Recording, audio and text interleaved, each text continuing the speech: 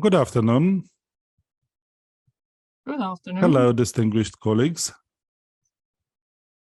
Hello, Professor Mona Omur. We Good are very morning. happy to welcome you Thank at you our very much. international online webinar series, Educational Environment Without Bullying, International Approaches to Prevent Bullying. Distinguished colleagues, today we are having the 7th day of our webinar series. This is a wrapping up session, and of course, we are very thankful to the public foundation called International Academy of Sciences, Ecology, Engineering, and Pedagogy for such a wonderful initiative and for the project that is very relevant today, not only in our countries, but around the world in the international community. I have numerously mentioned to you who we are and what we do, and today we are having a wrapping up session, and I would like to remind you that we're an educational online platform for international dialogue of professionals in the field of education. We're those who organize international webinar series, conferences, seminars, intensive courses, hackathons. We organize online courses, we develop professional community, and we are definitely looking forward to see you again on our platform in the future. We should see the figure of 30,555 participants, those who attended our webinar series, and you add 15 presenters, those who have worked through our platform. Thanks to your initiatives, we hope that we will have many more workshops and events that will enable us to develop this international dialogue. Once again, I would like to remind you that we are having 15 online meetings, 17 experts from 10 countries: Australia, Brazil, UK, Ireland, Spain, Italy, Canada, US, Finland, Sweden, and we are thankful to every of the 17 presenters for their time, for their willingness to discuss this very important challenge. And today we're having a wrapping up session.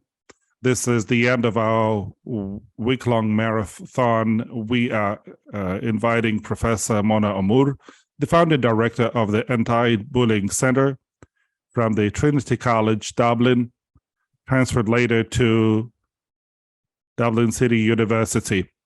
And today we are going to discuss the following agenda: the National Action Plan on Bullying in Ireland,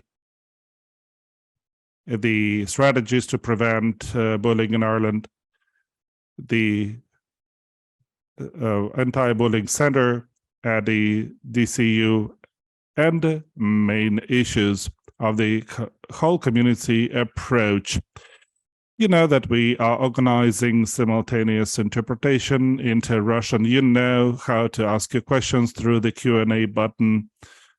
Once the presentation by Professor Omur is over, we will wrap up our webinar series. We will give the floor to the audience. Thank you for registering to participate in the roundtable discussion. And I'm passing the floor to Professor Omur. I have visited Trinity College. I have visited the DCU. I have visited the beautiful library, which is in the Trinity College. I believe everybody recalls it. I know what the environment is there. The environment of cooperation, of looking for knowledge. This is the academic environment. This is the student and professor environment. This is like the whole city. So I'm very happy to welcome you here, Professor Omur, at our platform, and I'm passing the floor over to you. Thank you very much indeed. And I want to say hello to everyone, and I'm sorry not to be able to see you all. However, I would like first to thank the Academy for the very kind and courageous invitation to speak at this very important and special event. Also now a big thank you to all the participants who have set aside the time for being here today. Thankfully, I've had the opportunity, as you have mentioned, to listen to most of the earlier speakers, although unfortunately I miss Courtney Pegram, Rachel Finkelstein, and Lisa Dixon-Wells. So I'm sorry for that, but hopefully I can catch up with their presentations at a later stage. Now, I have to say that the presentations which I did hear were most impressive and stimulating, so much so that this is going to be a hard act to follow.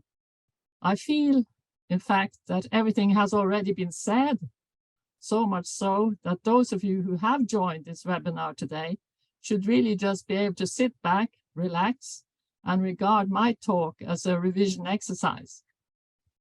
I should say that this is actually my first webinar presentation, so fingers crossed, and that any hitches that may arise, I'll apologize for them in advance. Now, before I start, really, I feel that I should share a little of my background. So while aging, as most people will agree, has its drawbacks, I feel that I'm fortunate in being an elder in the field of bullying behavior, having been the Council of Europe's rapporteur at the very first European seminar on bullying, which was actually held in Norway in 1987. And the reason for being chosen for this job was probably due to my DNA. Now, you may have noticed that I'm wearing Norwegian colors. So O'Moore is actually a wedding present, arising from having been a student at Trinity College Dublin, and then later as a lecturer in child and education psychology, having had my professional earlier experience then after Trinity, both in Nottingham and then in Edinburgh, and then back to Trinity. So now, those of you who attended are those of the representatives from the European countries who actually attended that seminar in Norway, which was then hosted by Erling Roland, who was one of the earlier sort of co-authors to Alveus, and he, together with Elaine Munthe, then hosted this very first European seminar in Norway. And the interesting thing, the representatives who were at that seminar actually then realized how little they knew on the subject, and they actually didn't even have a term for bullying in much the same way as was described by Benjamin in his capturing presentation on Brazil. However, all the delegates left that European seminar, as I did, with the determination to keep in touch with each other and then to initiate research when we got back to our countries to help raise awareness of the impact of bullying in our own countries. I had obviously at that point had to present at that European conference, so I had done a background research of all the bullying research that had been available at that time, including in Ireland, because I'd already done a piece there. And of course, it was minimal. So all the European delegates left that seminar then with this determination to get going. And that is exactly what happened. And so research on bullying started then to blossom around Europe, spreading then to United States and then to other parts of the world. Japan, for example, being one of the earliest sort of international countries to get off the starting block, so to speak. So as a lecturer then of child and education psychology at that time, I was lucky to secure funding from the Gulbenkian Foundation and from our government Department of Education. And so I was able to conduct the very first nationwide study of bullying in Ireland. So that goes back a while now. Now, as things turned out, the results created a massive wake-up call and action was required. And this, as a result of that, I established then the Anti-Bullying Research and Resource Centre at Trinity College in 1996, which coincided with the first international conference which we then held. And this was ably assisted by Leanne Maguire and Mary Smith. The centre, as you know, became known as ABC. Now, while engaging in research as much as was possible, which included being a partner in many European projects, The center at that time provided a range of badly needed services to schools and workplaces and to the general public. For example, we had a helpline. We provided in-service and staff development days for schools and organizations.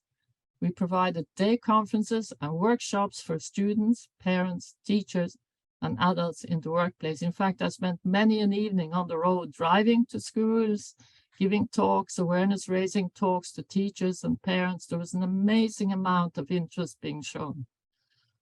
Also, the center provided advice, guidance, and counseling for all who needed help and support in relation to bullying at that time.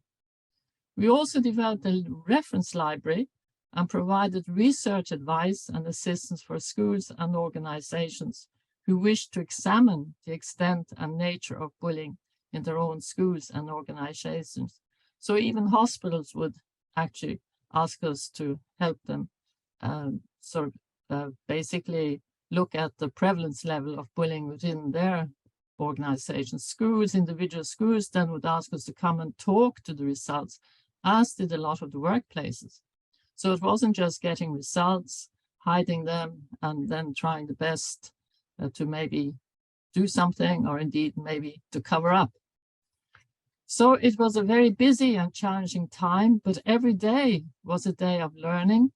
So critically, it opened my eyes to the need for the development of a national anti-bullying program for schools, which Ireland could then use. And this saw the birth of ABC's whole school community approach, which I then had piloted in County Donegal in 1999, 2000. And with Donegal, I have to say, is one of Ireland's most beautiful counties. So any of you who are traveling to Ireland should go to Donegal, and you'll get this beautiful smell of turf, which is coming out of the small cottages all around Donegal. Anyway, in 2010, a proud moment came when, resulting from Farrington and Tuffy, researchers who you probably have all heard of from Cambridge University Institute of Criminology, they had conducted a meta-analysis of 42 bullying programs. That was in 2010, published their results. And we learned from that our Donegal program was ranked the 4th best in its effectiveness to reduce bullying, and indeed the 5th best in its effectiveness in reducing victimization. Placing it ahead at that time, would you believe, of the Kiva program and the Olvea's new national program. I think it created a few shockwaves for Olvea's. Anyway, both programs have since, of course, added components, and they have been also then inclusive of the community, with the result that they are now regarded, and quite deservedly so, as front runners internationally.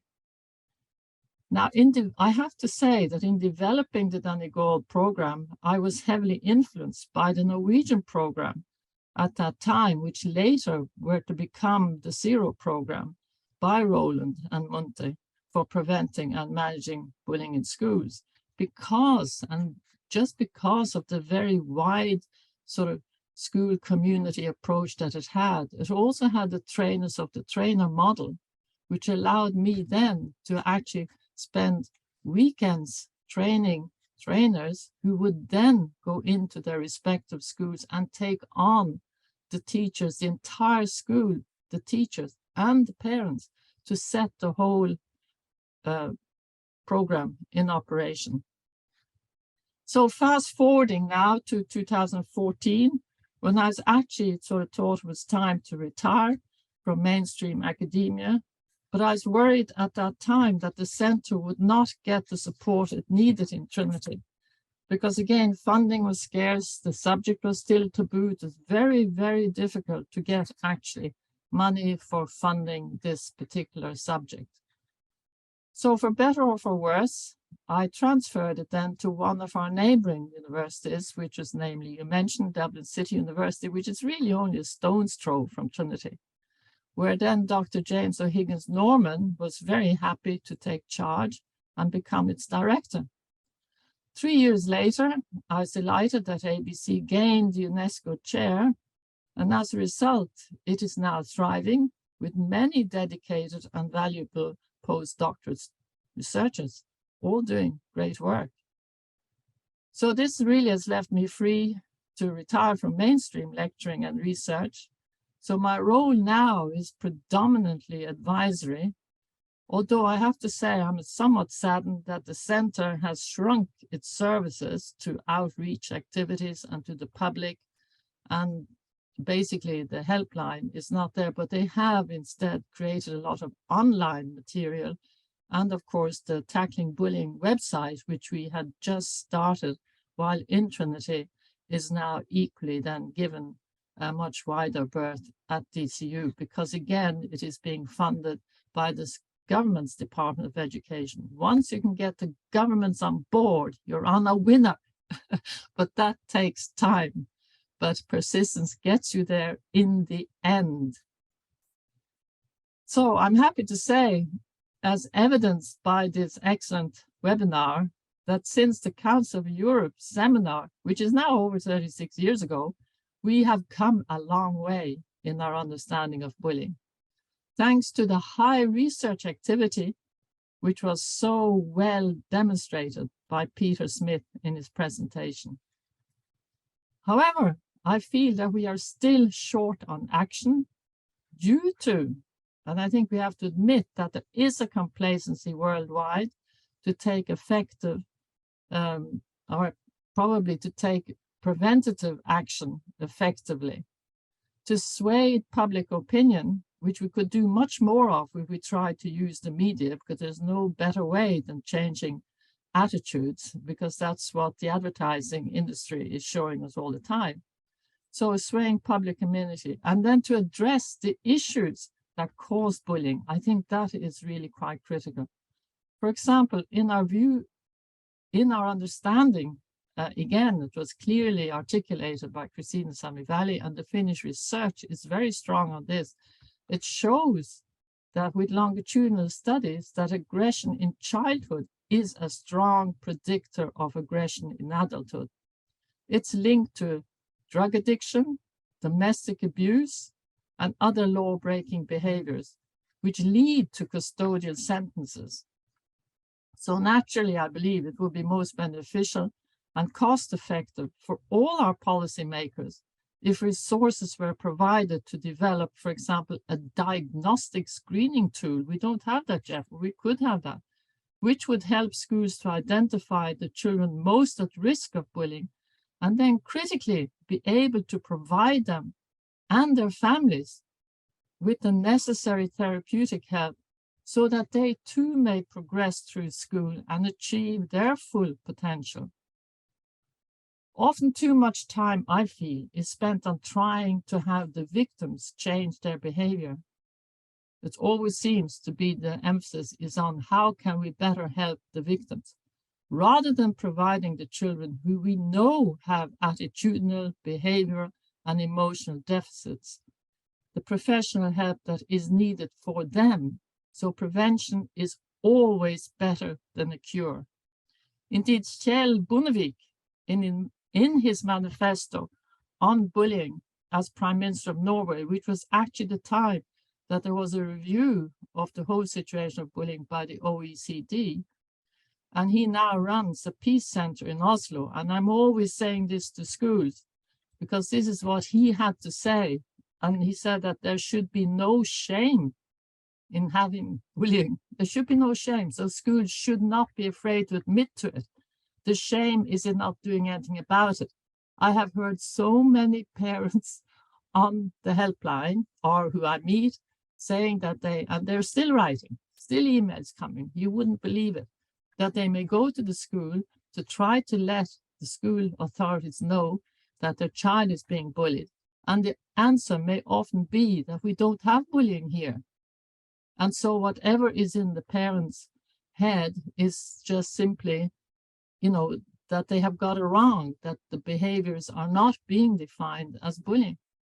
And this gets us back to often it's the definition of bullying that can often be a hindrance, because again, you have schools or teachers saying, no, I might only have seen that once, and we correct the child. etc., etc. It is not basically then as if the child is being singled out. But what is not understood is the level of hidden bullying that is around in our schools and in society. And there are many ways to tackle it, which we may discuss later on. Anyway, then bearing in mind that we will probably always have bullying, but the thing is we should always do something about it, and the earlier the better, but it shouldn't be a shame, because human nature is such that it will arise, but we just need to get better at dealing with it. So now I'm getting more to the business at hand, and that is then that I will say a little bit about Ireland's new action plan, which incidentally, although I'm not a native Irish speaker, they have named it Cináltas, which means kindness. So the term is really kindness.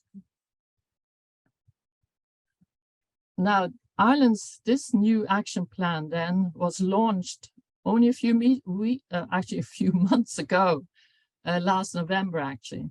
Importantly, it builds on our first action plan, which was launched 10 years ago. That's 2013. And it set out 12 key actions, all of which are to be found on the government's Department of Education website. I don't want to use up valuable time going through those 12 actions that were then essentially provided 10 years ago. Unfortunately, not all the actions have been realized due to the lack of time, resources, and training afforded the plan. Other causal factors at play have undoubtedly been some attitudinal resistance, which I think we must all the time admit to, and then the increasing diversity in society and the ever-increasing use of technology and social media platforms. Thus, as a result, Ireland has not seen the significant reduction in the level of bullying, which it probably deserved because of its first action plan, and thus further action has now been deemed necessary. So this new action plan, like the former one, holds great promise. Now, importantly, it supports the United Nations Sustainable Development Goal, which focuses on providing an education that is equal, fair, and inclusive. And that is becoming ever more important now that we have such huge migration. And with the current war in Ukraine, for example, we are having to integrate a lot of children in our schools, and that itself can actually then become a threat for some of the more local children. But so far, all is good. But the fact is to concentrate then on an equal and fair and inclusive sort of environment is obviously critical. Also, the action plan will be supported by Ireland's recent well-being policy and framework for practice, thus taking a leaf out of the Australian Peace Pact, which Philip Slee presented so well in his seminar last week. Now, further, the new action plan will support UNESCO's whole education approach to prevention and addressing bullying, which essentially, when applied, is actually the whole school community approach, which I will be discussing shortly. Now, in addition, Ireland's action plan will see the development of, and this is important, a national database, which will help schools to see what is happening in their individual schools in much the same way as been incorporated by the Kiva program, because the Finnish government have been exceptional in their support of all the bullying research and the development of a program. And that's what's needed. If you don't have a government behind you, you're working on a shoestring, and it's very difficult. So now the plan also states that counseling, which I'm really happy about, will be offered in primary schools, starting initially as a pilot. But it's a great start because the senior schools, we do have career guides and counselors, but they're more career really than they are sort of psychological counseling. And there's something else that we need to step up our educational psychologists are run off their feet. Children don't get seen early enough. And if, for example, we should have, quite apart from, not having a diagnostic tool, but even so, even when teachers now point to a child that possibly needs therapeutic help, it's so difficult and before they actually get that help. Time passes and time is critical. Now, also encouraging will be an increased focus on inclusion, equality, and diversity during initial teacher education, and then continuous professional development for teachers. I've never understood why there is a reluctance to actually have a compulsory module on bullying in all teacher education. Fortunately, those teachers who came through my hands yearly in Trinity College would have had a module on bullying. So I know that there is certainly a percentage of teachers in Ireland who will have had that basic training, but it should be for all. And yet there is some reluctance somewhere along the line to provide this. The new action plan is essentially then encouraging that there should be further training. But again, to say that it is relating to inclusion, equality, and diversity, we're not using the term bullying as such. Now, thankfully, then again, because one has to be thankful for all the good efforts that are being stated and being introduced, and that is that schools have been advised to introduce age-appropriate and culturally relevant anti-bullying programs. Now, they're not as Finland, which says that this is something they should be doing, but in Ireland, it's a choice, and they can choose whichever program they like. Now, fortunately, FUSE, you heard the name FUSE, that's a name given to the anti-bullying and online safety program, which has recently been developed by DCU's ABC. And this program has been recommended by the action plan and will be available to schools to implement if they so decide. At the moment, though, FUSE still needs some additional modules to meet the gold standard of what I define as a whole school community approach to prevention, detection, and intervention. It's basically a work in progress, positive results so far, thankfully. But again, one needs to improve on it and then make it available to all sort of year groups, not just select 1 year in one primary school and then say another year in a secondary school. All children need to be exposed to a program to create consistency and to have repeated messages. Again, if you think of the advertising industry, we all change behaviors because of that repeated message. Anyway, meantime, then it is fair to say that Ireland's new action plan holds great promise and is worthy of celebration. But as they say in Ireland, the proof of the pudding lies in the making. So time will tell. And I think the plan is for the department is to come out then with more practical help as to how these actions can actually be implemented. So now I think it's time to move on to the whole school community approach. And I think I'm going to ask now for the first slide, please.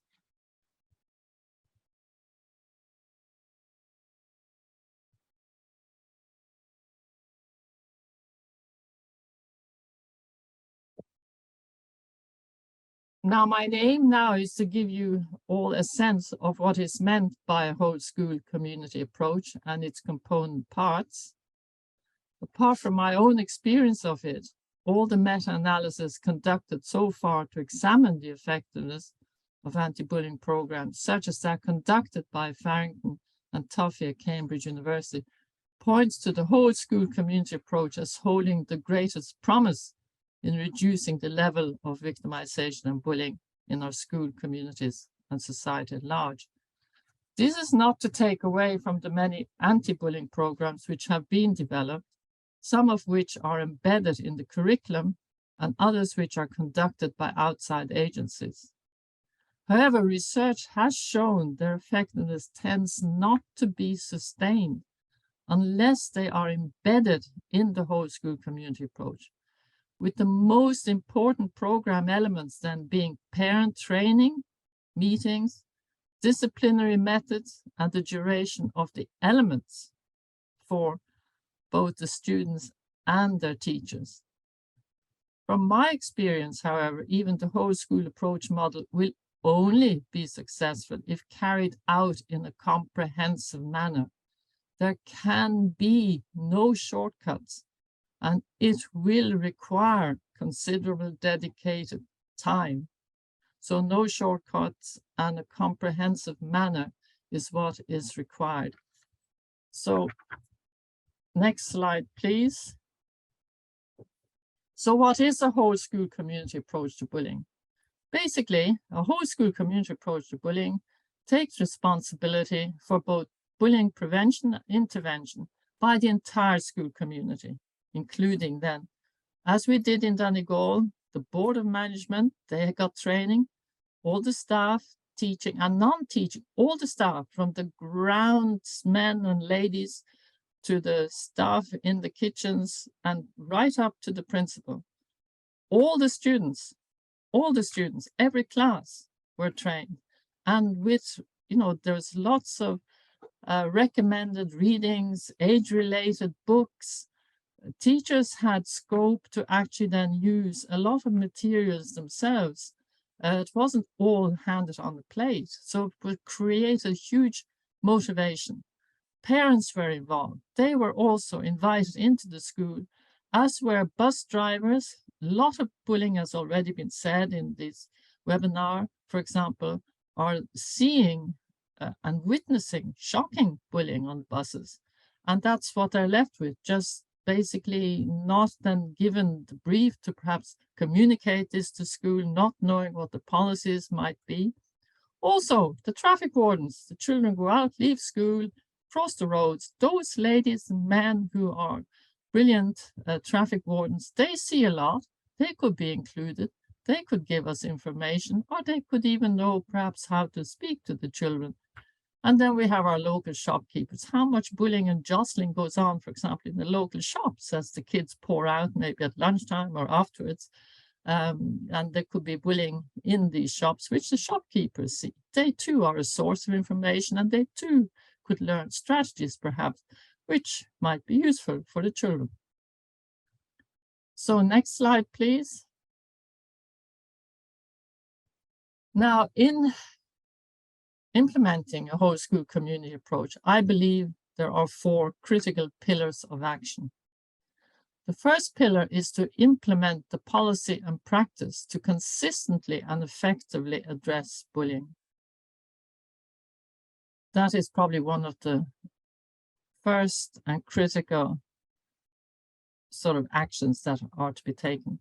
The second one is to enhance the understanding and competences among the staff, students, the parents, and the wider community. All those people I mentioned should then be given the opportunity to learn more about the subject of bullying, harassment, and violence. The third pillar is to form, I'll be going into these pillars in more detail as we go along. The third pillar then is to form collaborative partnerships between the school, the family, and the wider community. The fourth pillar is to build a supportive school culture, and that is the environment that the children will find themselves in every day. And the teachers, don't underestimate, the mix between the teachers and the students. So these are the 4 pillars, and we'll take one at a time. Next slide, please. So first of all, as I said, the most important sort of first step is then developing the policy. So the anti-bullying policy is what provides a framework for how to deal with bullying. Now, it can be a standalone policy, or it can make part of the code of behavior and discipline. But it will provide schools with the opportunity to communicate to all its members where it stands on the issue of bullying and how it intends to deal with it. there's the opportunity then to create a document that all members of the school community have contributed to and have a vested interest in maintaining. And this is because of the consultative process that should be involved with all the parties. So engage everybody, give them a voice, and they will then get a feeling of ownership. It's this feeling of ownership that is so critical. They will feel they belong. And when people have ownership, I mean, why would you be going out being critical of a document which you have actually been party to develop? Next slide, please. Now, the steps to take in creating a policy can perhaps be tedious, but of course interesting. First of all, one has to accept that bullying exists. There's some people who don't, even today. And then one needs to consider the key issues. What do we mean by bullying? We heard Scott Graham, or was it Graham Scott, talk about the usual understanding of bullying, that, you know, sticks and stones break my bones, but words never hurt me. There are those. I've been in awareness raising talks where parents might sit up and say, look here, you know, dog eats dog, you know, in adulthood. So should we not allow our children to build the skills to survive in adulthood? So on. These are misconceptions. So let's address, let us get them all out into the air. What misconceptions are there around bullying? Now, who are the victims? Who are the aggressors? And who are the bystanders? And what strategies are currently in place in the school in relation to the primary intervention? That is, are there any efforts reducing the risk of bullying? What is there in relation to secondary interventions? That is, what is being done currently in responding to incidents? And then tertiary intervention, treatment of those involved in bullying. We should develop, you know, contacts with agencies outside of school, where we can then perhaps encourage children and parents, and indeed if the state is involved, this would be of course free, but in certain cases it would have to be private. What level of bullying is there nationally and internationally? Let's compare ourselves. An individual school should, and I know early days in ABC, this is exactly what some of the schools did. What other strategies are there nationally or internationally that maybe prove more effective for the school than what they have at the moment? So you can see in developing this policy, there's great motivation and there's opportunity for research and there's opportunities for all the members to come in with their ideas. And then to assess, importantly, the current level of bullying in the school at that time, as they are developing the policy, let them have a look. And then communicate, this is the interesting thing, communicate then results to all the members of the school community. And this just all the time takes the community in as, you know, a trusting body, and everyone develops and has the opportunity to develop this sense of ownership. Next slide, please. So then one moves along, and then finally, after all the research, one discusses and decides on what strategies that one should be using to address the bullying in one school. Now, of course, with these action plans that are already available with guidelines, there, of course, schools are going to take shortcuts. They will just basically do a cut and paste job almost. Whereas, again, the wiser ones will, okay, say these are the guidelines from the department. Now let's look at them and see, do they make a good fit for us? Or is it that our school is somewhat special and we need to adapt and accommodate? And in which case they would go through the process that I'm recommending. So at the end of the process, they will prepare the draft policy. Now that, of course, may be done by a working committee or indeed by the principal or both. And then once that policy is reviewed and agreed, it is circulated then among the school community groups. Then it can be implemented. Now, in order to be implemented, it may require then preparation of the staff, and the training may be required to let them know about the new strategies are being proposed. Even something like, you know, expecting teachers to behave in a respectful manner. Let's get rid of the very top-down approach to teaching and provide more a democratic approach. Beautiful, for example, here, I'd love to say workbooks and materials now that can help in this. Essentially, it is then getting across getting across to all the members of the school community, giving them a proper understanding of bullying in all its forms. And then the damaging effects that it can have on the victims, the damaging effects that it can have on the aggressors. For example, you are literally denying them often a very good future by not taking their bullying into account. And then we have the digital safety skills, for example, which are critical. So children need, I think, to learn more about the technical aspects and how they can themselves keep themselves basically safe. And we have a wonderful organization here in Ireland called Cyber Safe Kids, which you can catch, when you go on the web. And they provide, lovely online courses, as well as they go into schools and do face-to-face. So that is Cyber Safe Kids, and they provide then the online safety skills to children. Also, netiquette. This is again something that children should be more aware of, and it's essential for all young children to observe the same standards of behavior online as they do in real life. You might ask, what gives anybody the license to do otherwise? So again, it's a source of discussion, and parents here can play a great role. And then you have coping strategies, for example. There are different coping strategies that children use. Some are actually just going to make the situation worse. The best ones is social coping, which is essentially encouraging them to report. The worst one is then, you can also cognitive, those children who can understand what this is all about and then can react in a very intelligent cognitive manner. But the worst ones then to use will be obviously those of aggression or simply taking a very passive stance. Equally, I think important is providing children with some understanding as basic, perhaps again, it's going to be age-related, in relation to legal consequences and the risk of prosecution, especially now when we get to, sexting and hate messages and so on and so forth, and how, one wrong photo can reach, millions, etc., and embarrass the victim no end.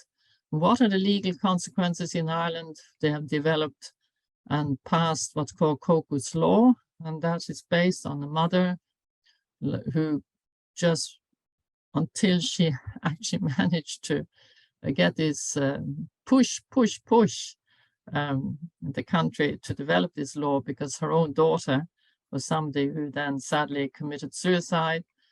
And yes, the mother was aware of all the issues, had brought it to the attention of the police, but they were not able, due to legal situations, to actually do anything, because the person involved, the daughter herself, was not able and did not come forward and talk to the guards personally, and the guards could not act on hearsay. Now that has all been changed, and there is Cocos Law, and therefore I think it's very important that children equally should know, even what is the age of criminality, who takes responsibility. In Ireland, we have an Education Act, where, for example, even if the child is not responsible due to age, the schools and the parents can be. And again, parents need to know this, children needs to know this. So I think something very basic, and I think that is what a lot of the current models now are lacking, is maybe this sort of understanding that gives then children and parents a sort of a wider perspective in terms of their responsibilities. So next slide, please.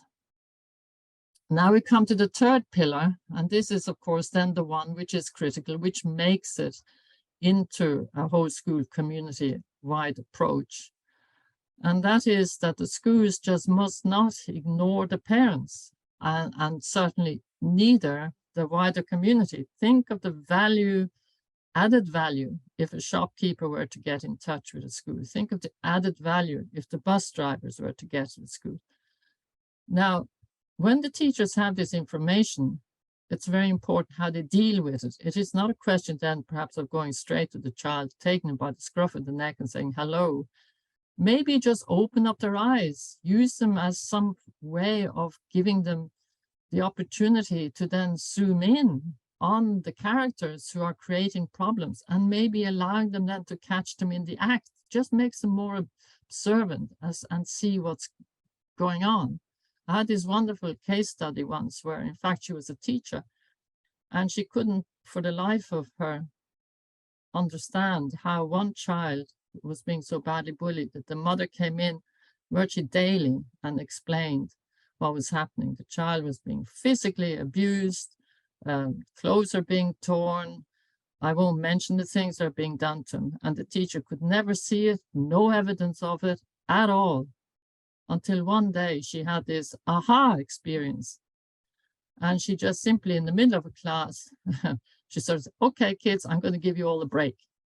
And she literally threw them all out into the playground.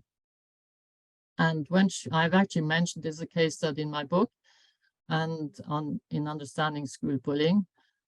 And then she went through the school bags of the children.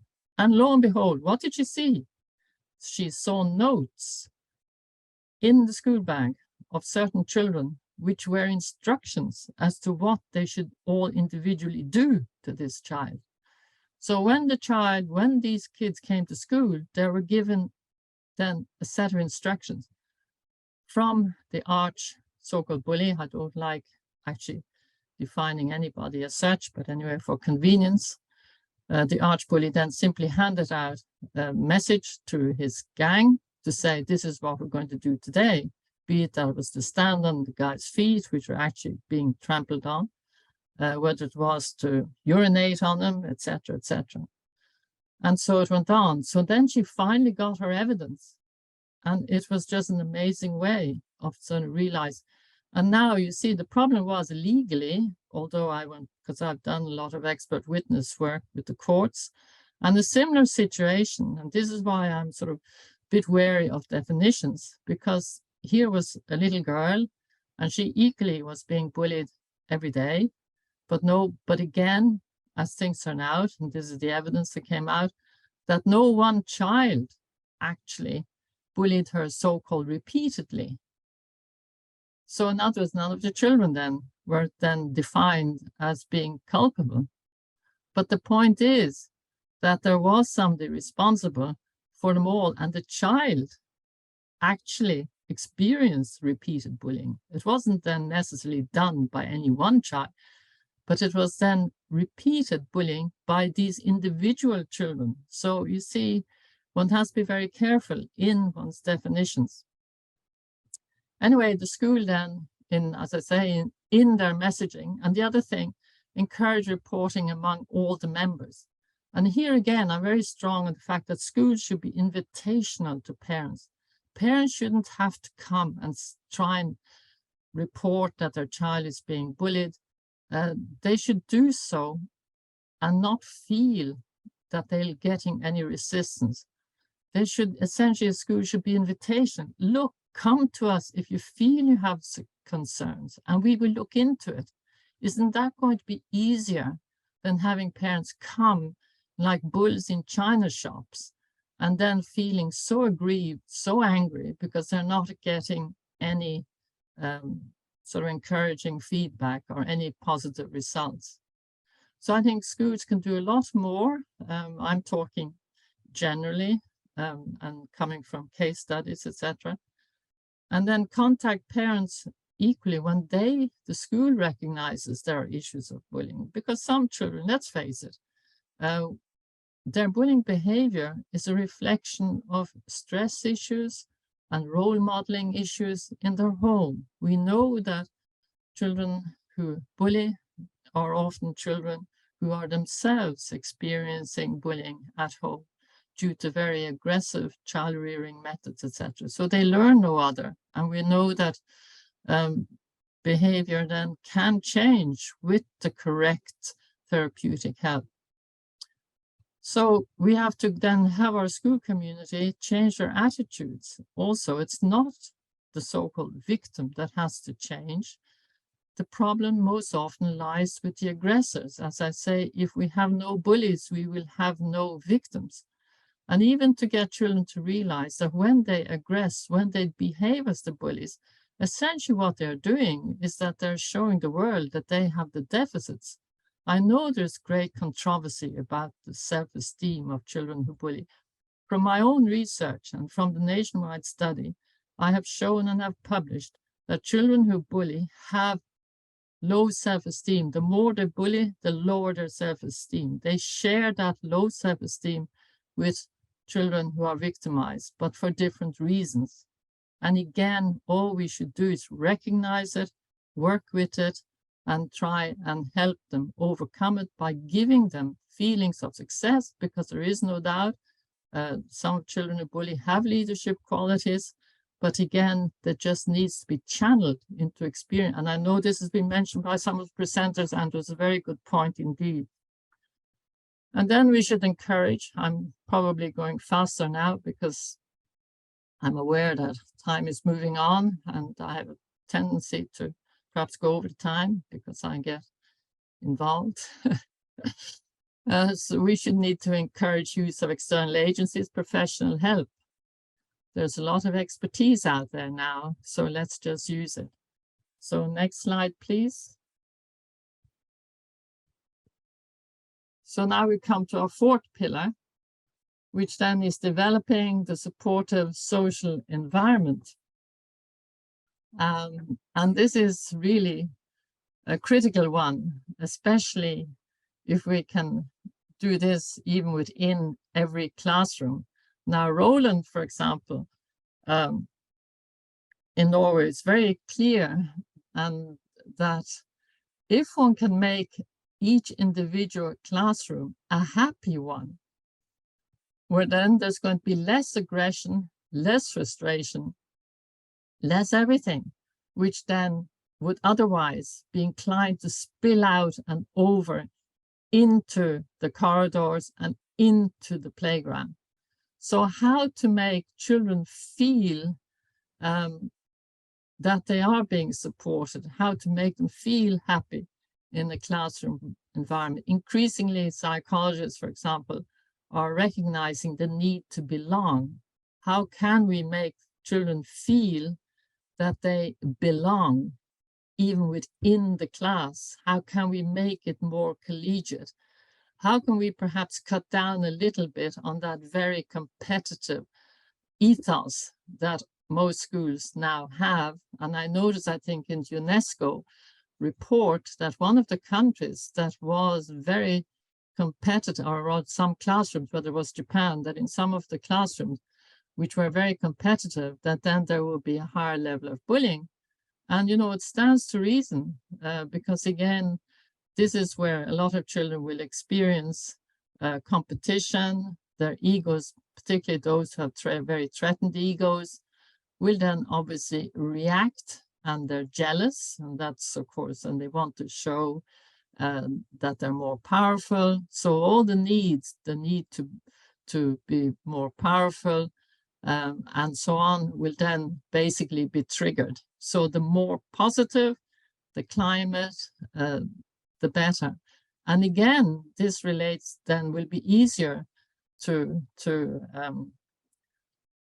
have when we look at our punitive approaches, for example, which can be very, again, severe, whereas we need to increasingly, I think, move to what we would regard as the no blame approach, but not that you're not, it's just a term that was used by Mains and Robinson, I think, in the UK, which politically the term did not go down very well, and it's turned into the common concern method, and it really is just another version of Pika's Swedish model, which is the sort of common concern method.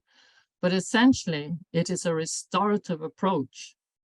And that is what is so important. So the children then learn to behave in manners. And if they, there's a breach of that, then again, what happens is that they will be spoken to, they will be taught to take responsibility.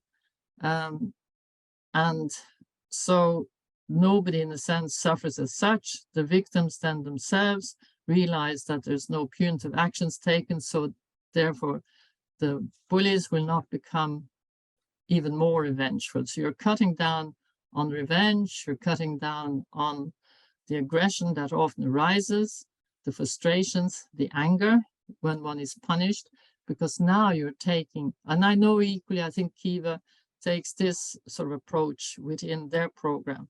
So the thing is to go towards, and the Alveus program, again, I think Judy French mentioned it, to take this more non-punitive approach, which, conveniently, we often call the no blame approach. So it cuts down on revenge and frustration, and you're teaching respect and responsibility in ways of responding to any misdemeanors or any bullying. So again, yes, the restorative approach then builds empathy, it builds responsibility, and it always makes for good. And then, of course, there's been a lot of work done on bystanders, which is obviously critical. And I won't, as I say, there's no need to repeat what Christina Samvali has put forward, and I endorse everything she has said. And the whole idea is to try and then appeal and educate all the children to become upstanders, which is the modern term for taking action, so that essentially they know what they can do and they will do it if they sort of feel courageous enough. So I can, I do, and I will. I think they were equally the concepts that was introduced by the Austrian sort of anti-bullying program. So one thing is that a lot of us know what to do, and then yes, you can do it because you've learned the skills to do it, but will you do it? There lies the question. And that is to that third level that we need to get to. And then importantly, of course, staff need to lead by example. There's no good them blowing the top and then they're expecting children to behave in a very civilized manner going forward.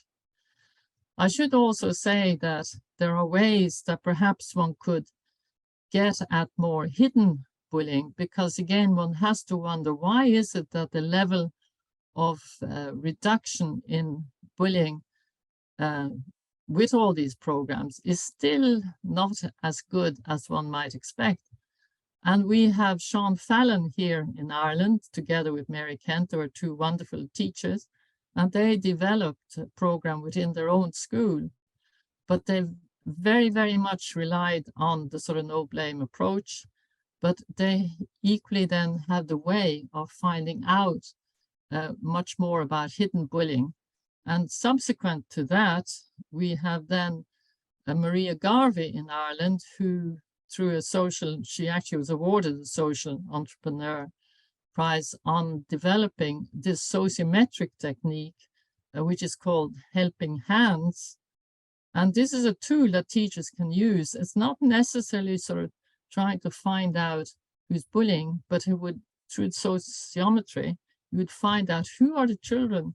Perhaps when you ask them, who would you like to go to the zoo with? Who would you like to have on your team? Who would you like to this, that, or the other? And then would find out, and I'm sure many of you in the audience are fully aware of the sociometric technique. And it allows you then to see who are the sort of popular children, the ones where there's a lot of reciprocating in terms of relationships, but who are the ones who are neglected? Who are the ones who are the outsiders? Who are the ones who are never chosen? This gives you a then clear indication of perhaps the children then who are at risk of bullying without having to go through the so-called standard questionnaires on whether or not you've been bullied or otherwise. Now, Sean Fallon, for example, he would recommend, and I know it was used in one of the schools where my own children were in, and that would be during assembly. Suddenly, they're asked to write on a piece of paper who they thought or who they saw might be bullying somebody else. So it wasn't a question of, are you bullied or whatever, but is there anyone you think or you see that's bullied? They would write the names. And if those names came up on a lot of the papers, then, the principal or teacher in charge would then invite those particular children then to come and sort of say, look, we see that your name has been mentioned. Can you sort of give an account of this, or why might that be? And then in that could end up with a very, very positive outcome. So basically that fourth pillar is to find creative ways to provide a very positive school culture where everyone feels that they do belong, they have a place, the future is bright, and they have been given the skills to succeed and essentially become very happy as they leave the school gates. And now, next slide, please. Now, there will always be problems of compliance, unfortunately, but that's human nature. So the essential requirements then to try and overcome these problems of compliance would be to provide for schools adequate funding, training, and templates. I mean, teachers, as we know, are hardworking, they're dedicated, but my goodness me, they also run out of time and they need help, and it can be costly. And then to promote accountability, one needs to examine then the student and parents' attitudes to bullying, the level of absenteeism, dropout rates, record keeping of bullying incidents, and outcomes of interventions. Now, schools in Ireland will have inspectors that come in, but they have been more subject-based. Now in the new action plan, there is then the recommendation that they will be looking at the record keeping of the schools in relation to the incidents of bullying, how they've been dealt with, etc., etc. So again, hopefully it will make a change. And then there should, of course, be reward for effective policy and practice. And again, this is something, so for example, if they are rated by the school inspectors, there will be a rating system, which then I think is something that can be displayed on their websites, and whether or not they get a so-called blue flag, that's another issue. So next slide, please. So conclusions, because I think I've got to the end of where I should be. I have so much to say, but when one in the rush, it's a difficult matter. So basically then traditional cyberbullying is a worldwide problem. I think we all can agree that it imposes mental and physical ill health. I think we can all agree that it undermines and dilutes the quality of education for both victims and bullies. As I say, I don't like defining them with those terms, but certainly for children who have the propensity to bullying and those who unfortunately have suffered victimization. And it can be lifelong. I'm sure all of you know, and maybe equally, some of you may feel guilty, in retrospect, for perhaps not having been an upstander. As part of the center in Trinity, I actually developed a DVD, which was called Silent Witnesses. And interesting enough, it was so difficult to get funding for this. In fact, it wasn't achieved at a government level. So by hook or by crook, I got funding through other means. Essentially, that was a DVD then that I actually sent out free of charge to every school. So it could be a catalyst for discussion in the school. Now, again, because it wasn't a compulsory thing, schools used it if they wished, but it basically then showed essentially the problems and the suffering of school children when they realized in retrospect that they had not been an upstander. And I know adults, even friends, who feel guilty to this day for not having intervened at the time. And they now look back and say, oh my God, I was party to this, and oh my God, I was party to that. I should have done something. Because again, they've been witnessed and I suppose to, you know, even when they go to school reunions, for example, and some don't go because they feel guilty then of perhaps having been party to bullying or having been a witness to bullying, not having taken action, and they know that the person that then was being subjected may have ended up needing psychiatric help or may have basically not made a success of their education, etc., etc. So, you know, the more education people can have and the more help they can have in correcting and changing their behavior, you know, the better for society and the world at large. So prevention and intervention then needs to be systematic and collaborative. And we do need political action at local, national, and international level. I gather, for example, that shortly, unfortunately, I can't make it, and that is that I think in Poland, they've got the 8th international sort of seminar or congress for local governments, and they are going to be discussing violence, and particularly in relation to sort of school shootings. So what can be done there in terms of prevention so that we can cut down on that awful level of school shootings that one certainly sees is evident, you know, in the United States. Hopefully we will keep it there and it may not spread to Europe. But again, to be forewarned is to be prepared. Then framework for prevention and intervention then to include, so this is my basic conclusions.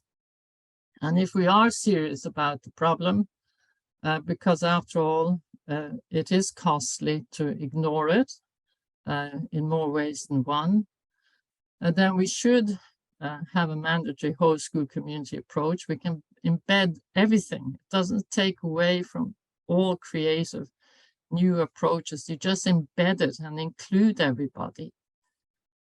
Then to have the necessary training of professionals, teachers, as well as healthcare professionals. Increasingly, doctors, for example, are the ones often that may see a child with such and such physical problems.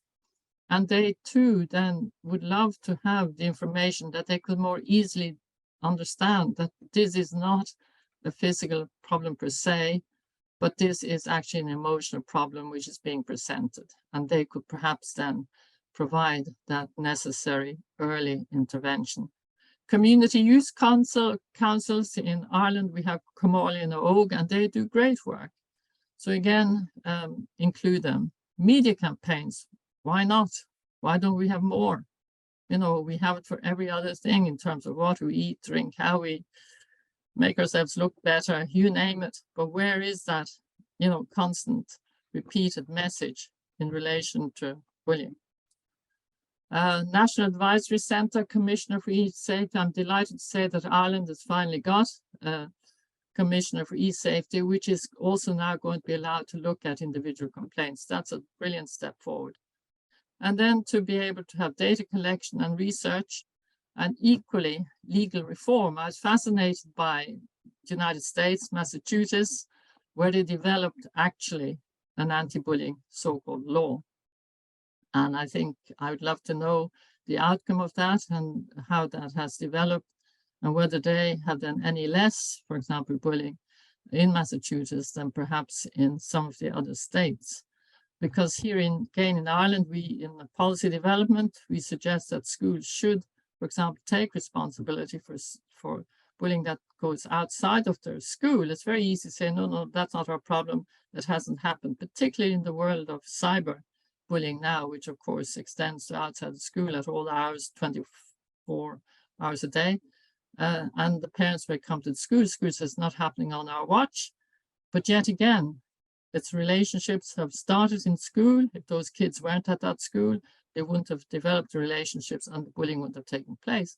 So whether traditional bullying or cyberbullying, schools, I think, should take responsibility. And then at least with the skills that they now have, they can then help to resolve the problem. So at the end of the day, look, success will depend on the strength of political will. So I think there's one more slide. So next slide, please. Which basically just is showing you some of the writings that I have done and how accessible these writings are. I'm not sure, but you can see down on the left-hand corner, dealing with bullying in schools, was a training manual, which I developed then with Stephen Minton, who was a PhD student at the time, who actually took the Donegal project nationwide. But unfortunately, the training turned out a bit differently from the training that I had done in Donegal, because that was a lone operation. I did it all on my own. So unfortunately, the results were not so good on the nationwide. Equally, it's because there wasn't the same, should I say, government support.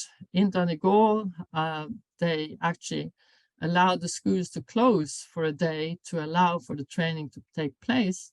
And that was not the case for when we tried it nationwide. So it put a lot of stress on teachers, etc., etc. And therefore, at the end of the day, all of these things count, but it doesn't take away from the fact that the whole school community approach is then, as I say, makes up for being a very good program. And that particular book, which has, I think, been translated into different countries, will then give the bones of the content of what's involved. Guidelines on preventing and cyberbullying in the school environment is a result of a cost program that's involved with, and Peter Smith was in that too. And we just put this together then as what came out of that cost program. At the moment, there's also a very good cost program which DCU ABC is involved in, and it's called Tribes. And that essentially is now looking at the migration and bullying, which is very important in view of that increased migration that we are seeing. And then we've got Bullying in Irish Education, which is an edited book, which shows you then all the different, or at least a representation of the work done in Ireland. So finally then, next slide, please. So now, might I say, Go raibh míle maith agat, and thank you. And this was our logo in Trinity, ABC, and essentially when we did the project nationwide, we called it the ABC program. And the acronym then A is to avoid aggression, B is to be tolerant, and C is to care for others. And I guess if we all did this, we would have no bullying. Anyway, I hope the future will be bright and we will reduce the level as we go along and become ever more dedicated and skilled in engaging in doing so. So thank you very much, and thank you for listening. And I hope you got something from it. Thank you.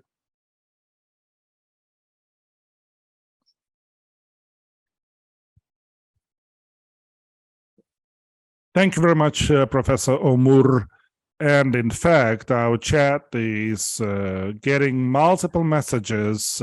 People are discussing in the chat what you are saying.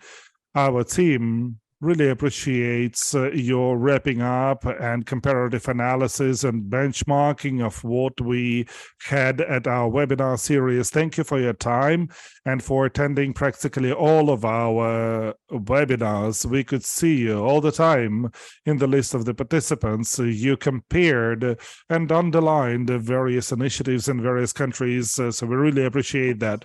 And we dare to ask you a few questions. Despite the fact that you are in a hurry, we hope that you'll be able to answer a couple of them.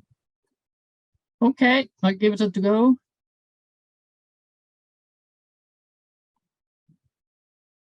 These are the questions about parents. Do you see resistance on the side of parents in your country when you introduce anti-bullying programs at schools because they're afraid of juvenile justice, that police would interfere and they would restrain children, or that they would prescribe pills to their kids, and whether these fears of parents are justified? Well, I think it's a very good point. I haven't actually come across that personally, but that is, I suspect that if there are those fears, the people would not be so ready to stand up and talk about them.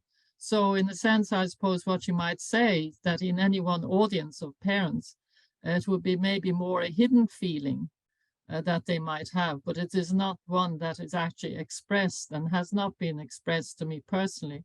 I mean, I have been involved in cases where I've been an expert witness in court in relation to bullying sort of situations, but not, and of course, it's very sad, those cases, and the fact that they should have to come to court really then shows that we have not done all that could be done.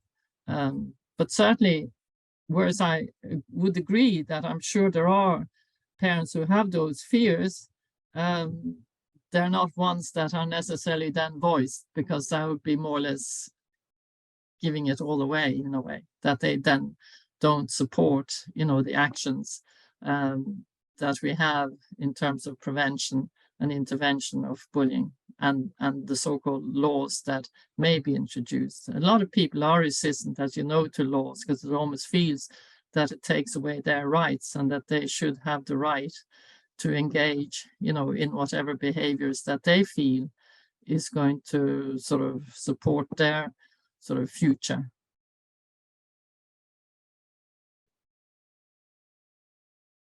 Now, so that it's, as I say, it's an interesting one, and one that I think would be worth trying to investigate and get to the bottom of. I think in introduction of any laws, there will be people sort of throwing their hands up to heaven and say, oh my God, not another one, so to speak, keeping us all in check, feeling very much under pressure, etc., to do the right thing and so on, to people feel controlled. But by and large, they are for the good. And if everyone behaved, in a manner that was idealistic, we wouldn't need these laws. But there are always laws are being made to try and safeguard the majority for the ills of the minority. And I think that is something then that we all have to keep in mind. Yes, we may suffer in some ways, but by and large, if things come to court, you often get a very reasonable sort of outcome, and settlements tend to be made, and there is always learning in place.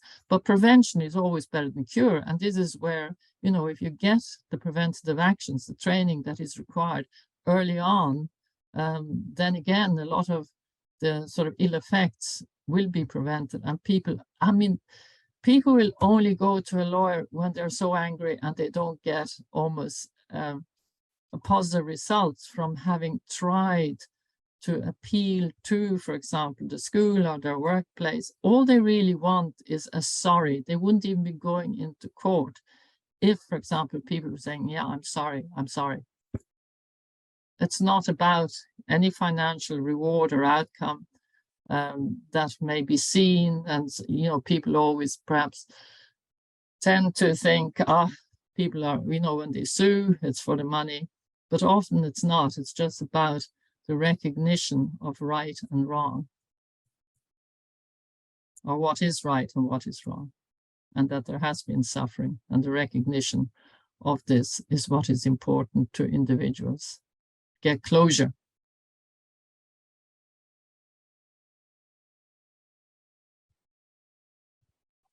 Thank you very much. In the follow-up, there's a practical question: what forms of work that teachers can take when working with the parents of adolescents are the most efficient? So, what forms are the most efficient of working with the parents? Well,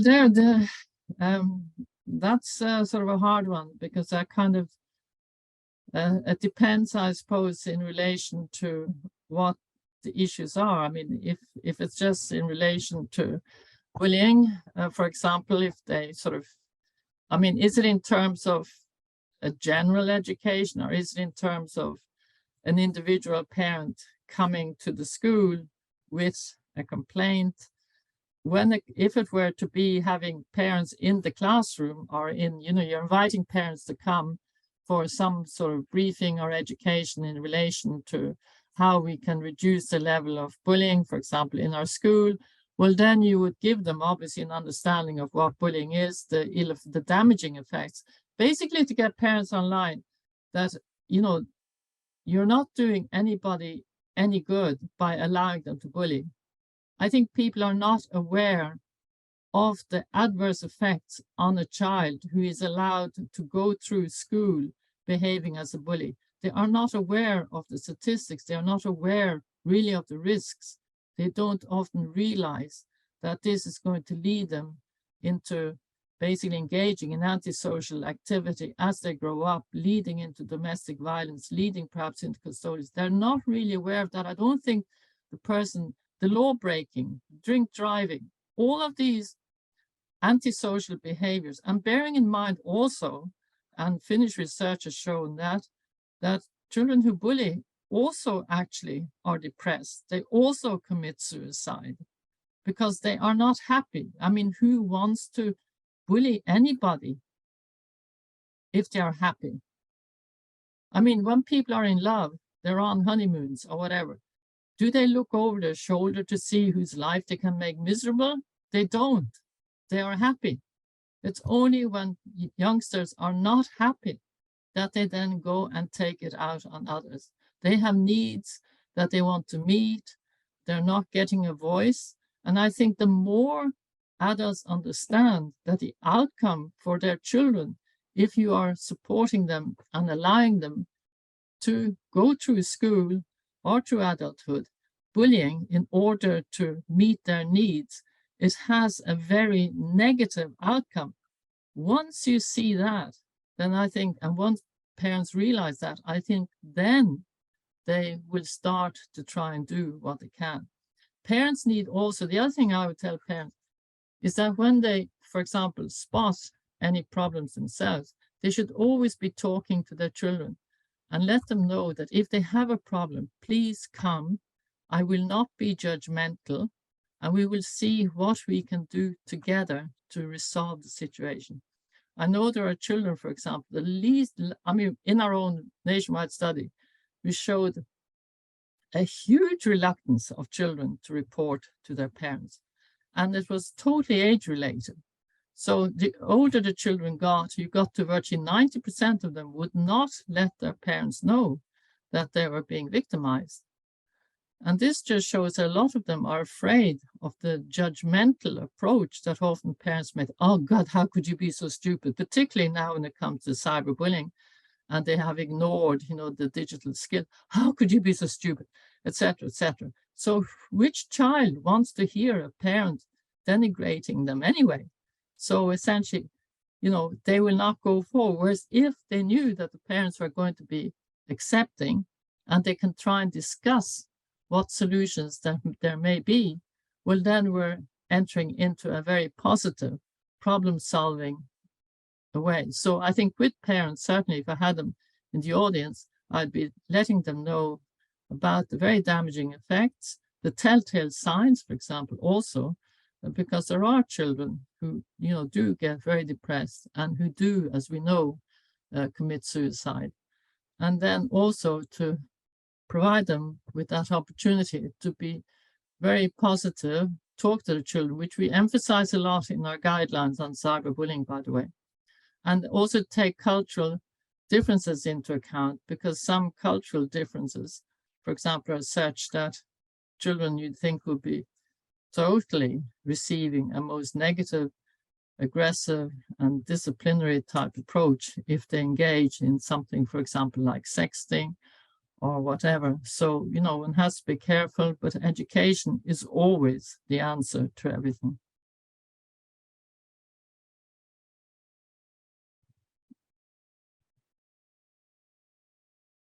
Professor Omur, there are a few clarifying questions. The first one, prevention of bullying is working with the self-assessment, self-esteem of both a victim and a bully? Yes, absolutely. We totally underestimate that children who bully have low self-esteem. Actually, would you believe I had a discussion with Alveus, and as one would say in Ireland, may he rest in peace, because I know he died a few years ago. But it was a major conference. I know that he never believed that children who bully, or he would not, he didn't believe, or he would not admit the fact that children who bullied had lower self-esteem. And I was at pains to tell him, look, I have nationwide data which shows clearly, it's been published in the Journal of Aggressive Behavior, by the way, that there is a huge relationship between bullying and children's self-esteem. And I said, you just can't ignore that, because he always in his presentations more or less put up a slide which indicated that children who bully don't have self-esteem issues. So I said, look, this is not right. And, you know, amusingly, then he turned and he sort of says, okay, he said, okay, but if that's the case, well, then all the teachers needed to do would be to raise the kids' self-esteem. And in which case it appeared to me then that as if then the Alveus program would become redundant, because it was just too easy to resolve the issues. So I was very amused at that. But anyway, that aside, the next day when he was presenting, he did not show the slide on self-esteem. But so that's sort of the amusing part. But seriously speaking, children who do bully are doing it for a reason. They are, look, we can just look at ourselves. You know, if you've been frustrated, very angry, you're inclined to snap. At least I don't, but I know many people do. They might snap. And it's because they are frustrated. And it's like, yeah, letting their frustrations go. I mean, they can, you know, it's even amazing when children are friends, for example, but when competition comes between them, then they can turn on each other. Say there's that one place left for the team and it's between two good friends. Well, then things could get nasty. And I know, God help us, that there are children who deliberately fail their exams because they want to show that they are normal, and it is to prevent being bullied for being a nerd, and so on and so forth. So, and the only reason they are being attacked then by other children with sort of weaker academic achievements is because then they are jealous. So one of the motives, look at the motives. I think the motives for bullying are important. And once you understand the motives, be that there's jealousy, be that there's a need for control, some do it just for fun, etc. But at the end of it all, for many, it relates to an esteem issue. And that arises from obviously their own home background, their own, and the way schools perhaps put too much emphasis on achievement and not enough on effort. I am a firm believer in that classrooms should become much more cooperative in their teaching. So cooperative learning strategies, which arose from the United States by Slavin, and it was a way of incorporating children with special needs into a straightforward, ordinary classroom. And you create then circles of children, all on heterogeneous basis, and they sit in that circle and they divide, they actually work together and they help each other. And it wasn't, and children who are the weaker ones may have contributed more to the overall result of that team because they were the ones who then would improve on their performance due to the help that they got, rather than say the child who gets 10 out of 10 for spellings, he could not contribute anything more to the points for that team. So again, it's through a very cooperative structure that you will then develop self-esteem. And therefore, both the home and the school are responsible. I mean, that is where the self-esteem is arising. And so I think there's much there for parent education too, about child rearing methods. If anything, I would introduce at the age of 15 the basics, do's and don'ts for parenting, and then children themselves will get great recognition of their own behavior in terms of why they almost are the way they are. And equally, then there's learnings for lifetime when they themselves become parents in turn. Because the damage is generally done, in the home, but then is further reinforced by perhaps our education system, which is too heavily based on competition. You can have competition, but in a much more controlled and positive type democratic environment.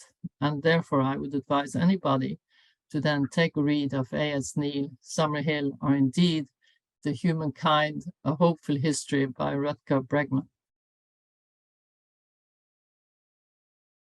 I'm sure that probably doesn't answer, I'm sorry, your question fully, but there is so much, in the parent education program.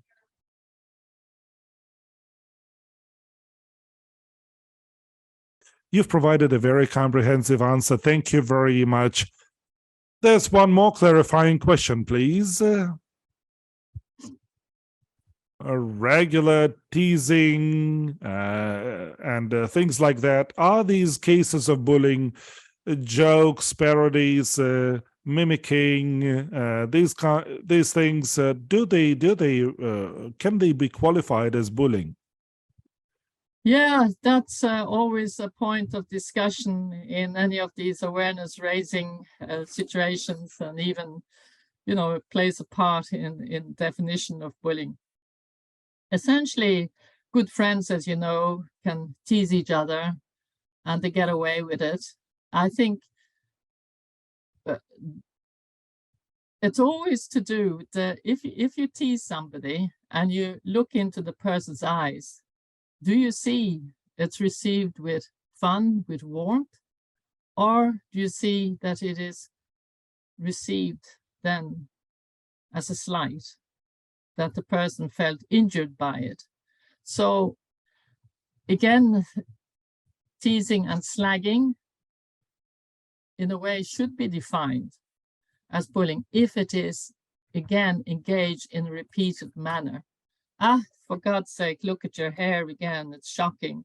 Or, why are you always dressed in that coat or whatever?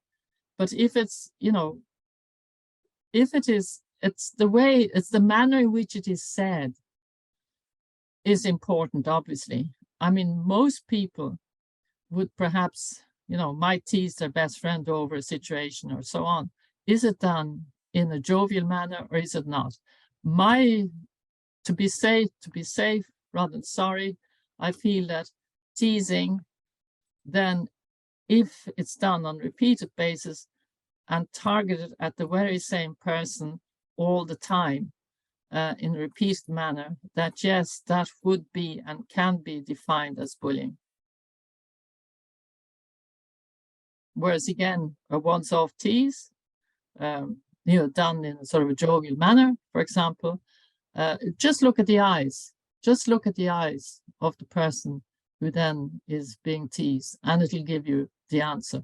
But again, if we're going to stick to the bullying is repeated aggression, then again, teasing would come in under that. I always feel that it's dangerous to be so dogmatic about this repeated aspect, because again, I pointed out in my own writings that you can have children who are exposed to a once-off threat, but for that, it can be a living hell, particularly, for example, you have situations where somebody might say, if you do that once again, you're dead. And the person who says that may be a person who is involved and is a member of a criminal family.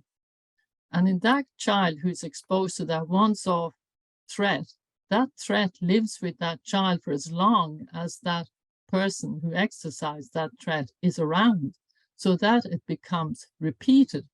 It is somewhat similar to the cyberbullying that once off goes into cyberspace. It's different if it was just written to the person as an email. Then it is almost like a private and confidential letter. But once off, sent into cyberspace, it's repeated. Similarly, a once-off threat that can be deadly in its sort of administration, in a sense, then is something that the child lives with all the time, as long as the perpetrator is about them. And therefore, we should be careful in terms of how we use repeated. That's my opinion, but of course it's controversial. So I think we need to more take case by case. So if, for example, a child or a parent came to the school and said, look, my child is being teased, well, let's examine that. Let's see what we mean by teasing. Let's see what we mean by slagging. And then there's no harm in engaging the children involved. And on that very sort of open, no blame approach, let's have a look at it and see what the end result may be. So it's about all the time, I think, we need to take a more open approach and be open-minded and try to be as positive as we can in the outcome, because that is really what we are trying to achieve in our society and in our world, is to become as positive, as accepting, as loving as possible, taking everybody, you know, into account, and do as well by people as we possibly can, and not take advantage of them individually or their situation.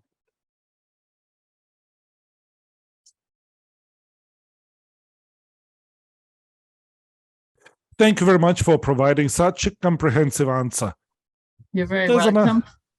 I know that I would, as I say, this is my first experience of a webinar, and it's quite difficult to even to sit and answer when you're just looking at a screen, or indeed on the screen, you're looking at your own persona. So yeah, it is. And you can also see me and our participants who have cameras on. And if we ask them to switch on their cameras to support you, I think this will be very good. These are encouraging technologies. Professor Omur, despite this is the first case for you to participate in the webinar, you are doing great. We have something to compare with. Now the next question is, who implements the anti-bullying program? Who are these professionals and how are they trained in your country? Well, that very much depends on the program that has been initiated. So let's take, FUSE,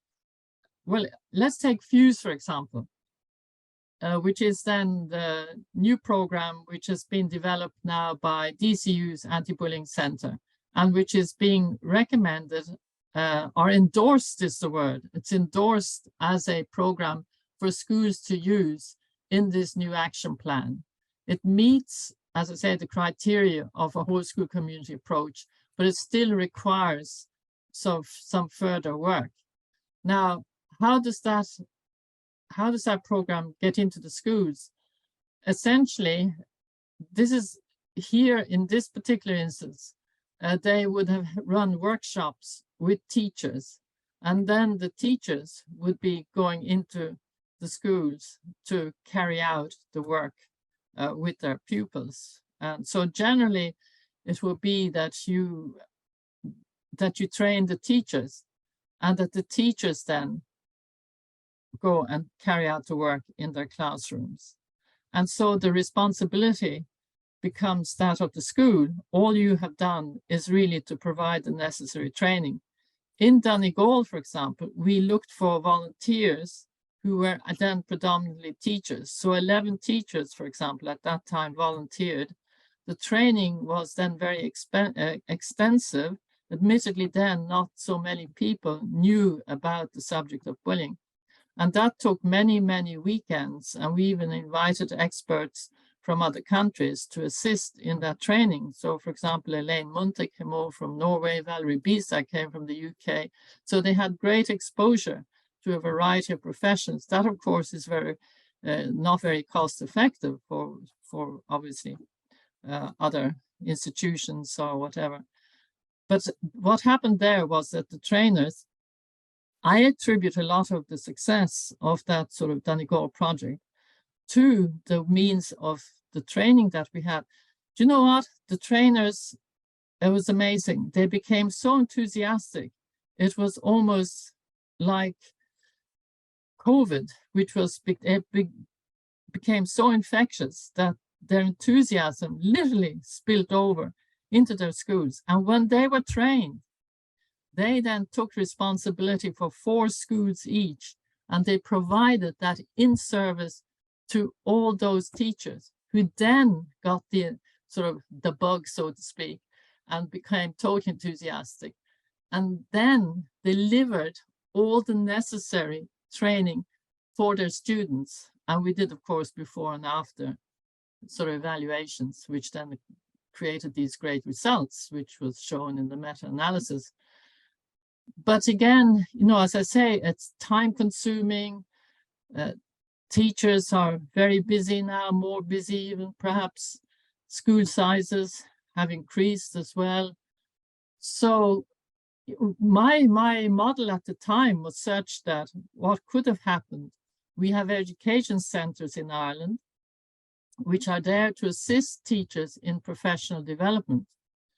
And my suggestion to the government at the time was that from these valuable trainers that I trained, that they could second two teachers to the education centres around Ireland, one primary, one post-primary, and their job would be then to train up teachers who would then be able and ready to engage with their schools.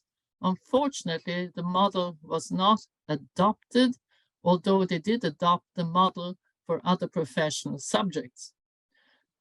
So now I think for FUSE, what would happen would be that the responsibility, I think, of the training will now become that of the government. My understanding is that DCU's ABC will carry on with the research, the development, and what is necessary to fine-tune the model, but that the department itself will be responsible and delivering the modules within the schools, which means then that the teachers, one would expect, would need some form of training.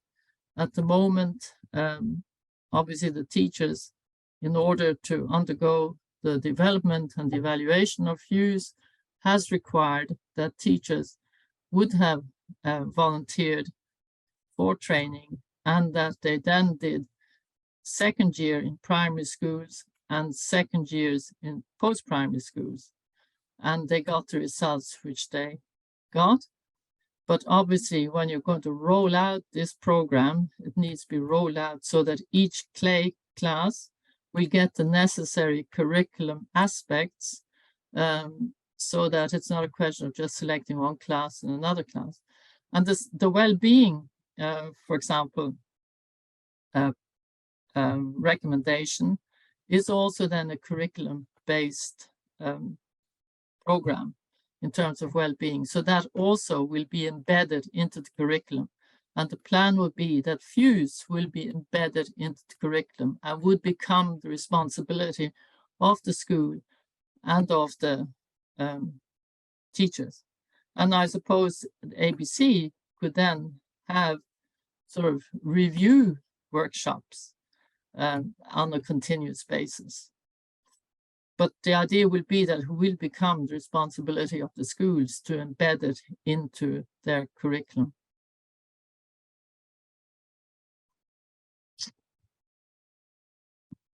If anyone wants any further information, by the way, on anything that I've said, or anything that maybe that I've raised or that they feel would like to have asked or whatever, you can just email me. And what I will do is, if I can't give you the answers, I will simply forward them to those who I feel can do so much better than I, be it that I can refer you then on to DCU ABC.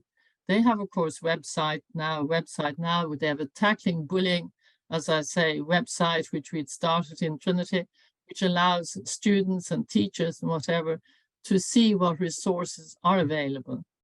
And then simply to get onto the center and see what information.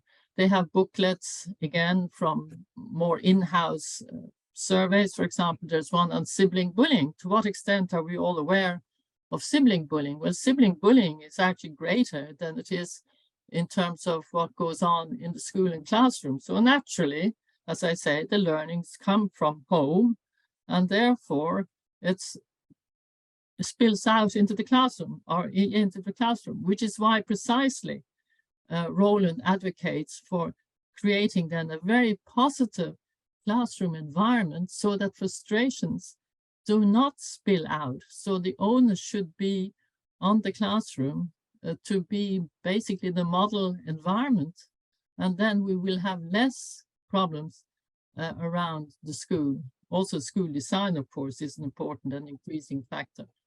But anyway, write to me an email.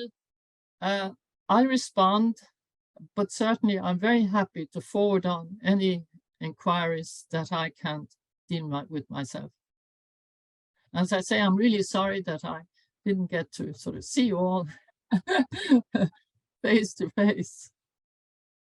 And bearing in mind, I'm sure those of you with a very good linguistic ear will have picked up that my accent is not entirely characteristic of Ireland. I know when I'm giving lectures, you may have a student coming up to me afterwards and sort of saying, I can't quite catch what part of Ireland you come from. So basically, it would be the underlying accent of my Norwegian heritage.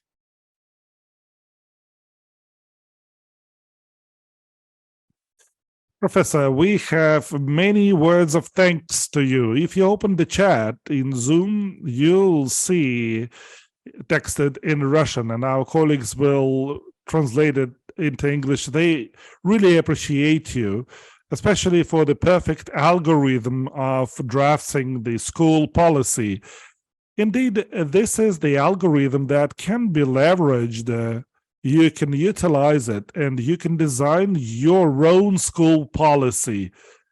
And people ask you, maybe you can give us a link to where we can purchase your books in order to read them. We have such a question. Is there any spot where we can buy them? Maybe we can buy them online.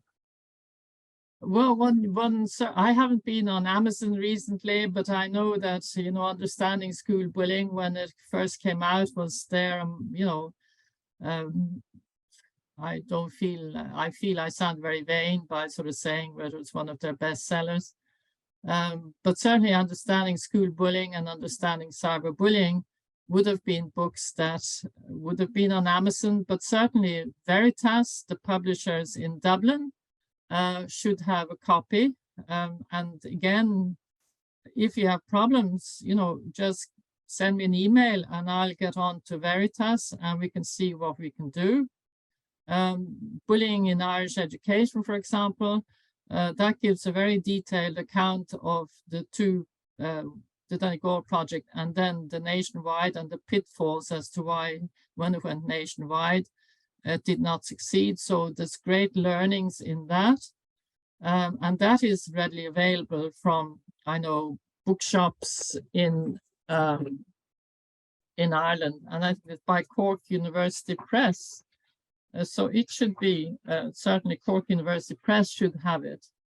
And as I say, Understanding School Bullying and Cyberbullying, that's publications from Veritas in an Irish publication house. The cost guidelines, for example, they should be readily available through obviously a web online, through COST themselves. And as I say, anything else, there's research papers, etc., etc. So, yeah, I think, yeah. Thank you. So you are you are saying politely that we should wrap up, or can we ask you a couple of more questions? Okay, I'll do my best. Thank you very much. We have a clarifying question: how to differentiate gaslighting, abuse, and bullying? Or maybe these words are synonymous words, synonyms. Differentiate, sorry. Abuse, highlighting, and bullying. Well, I mean, is there a difference? Because when you're bullying somebody, you are abusing somebody. So you are then being disrespectful, you're being hurtful, and it can be both physical and it can be both verbal. And so there really isn't that much of a distinction. When you say to somebody, I'm being abused, yes, okay, it may be relating to a once-off situation. So in that case, one would make the distinction between so-called the classical bullying definition and that of a single abusive event. But again, language can often sort of complicate matters, and it just needs to be, clarified. And that the only way it can be clarified in a way is when people seek help. The most critical aspect to all in terms of resolving any issues that basically occupies somebody's mind, that is hurtful, that they feel ashamed of, and so on, is to, I know it's very, very difficult to get people to report. And you often hear that you virtually have to be rock bottom. That's if you survive being rock bottom, to go and seek help.